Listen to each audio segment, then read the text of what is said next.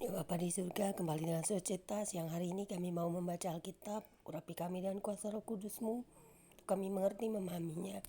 Terima kasih Bapa untuk hari ini atas semua berkat-Mu dalam hidup kami. Apa yang kami buat diberkati, apa yang kami usahakan diberkati. Dan terima kasih Tuhan telah memelihara kami dari pagi hingga siang hari ini. Kami boleh bersyukur kembali. Dalam nama Yesus kami sambut firman-Mu dengan urapan Roh Kudus-Mu. Haleluya, amin.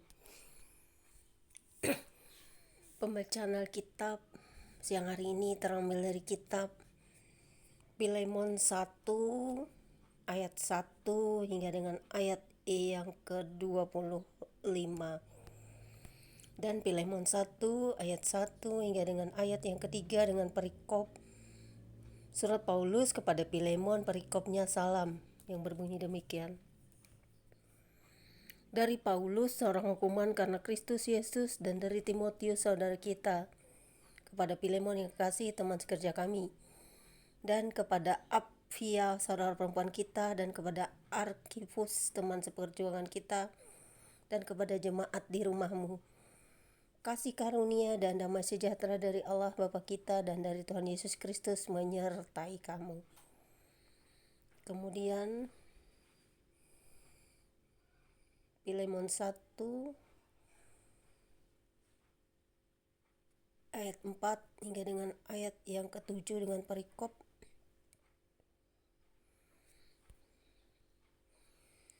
ucapan syukur yang berbunyi demikian. Aku mengucap syukur kepada Allahku setiap kali aku mengingat engkau dalam doaku, karena aku mendengar tentang kasih-Mu kepada semua orang kudus dan tentang iman-Mu kepada Tuhan Yesus.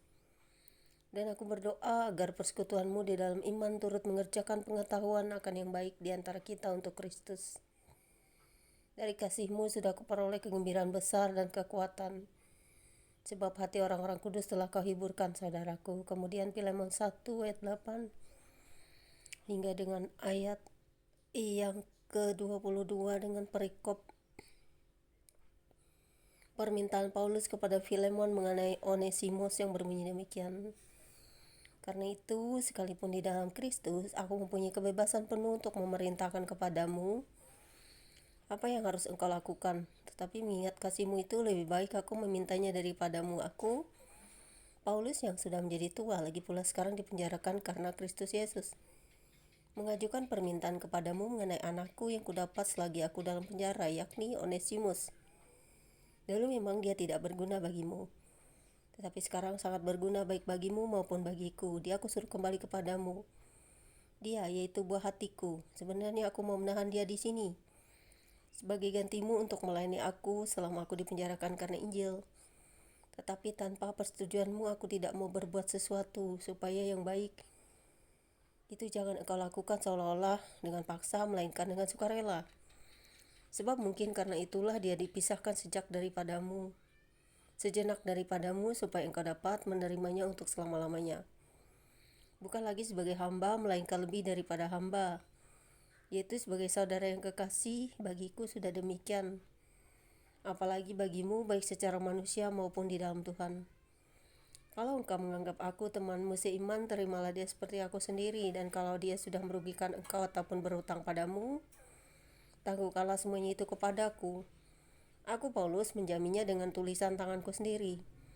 Aku akan membayarnya, agar jangan kukatakan, tangguhkanlah semuanya itu kepadamu, karena engkau berhutang padaku, yaitu dirimu sendiri. Ya saudaraku, semoga engkau berguna bagiku di dalam Tuhan. Hiburkanlah hatiku di dalam Kristus. Dengan percaya kepada ketaatanmu, kutuliskan ini kepadamu. Aku tahu lebih daripada permintaanku ini akan kau lakukan. Dalam pada itu bersedialah juga memberi tumpangan kepadaku, karena aku harap oleh doamu aku akan dikembalikan kepadamu. Kemudian Filemon 1 ayat 23 hingga 25 dengan perikop salam yang berbunyi demikian.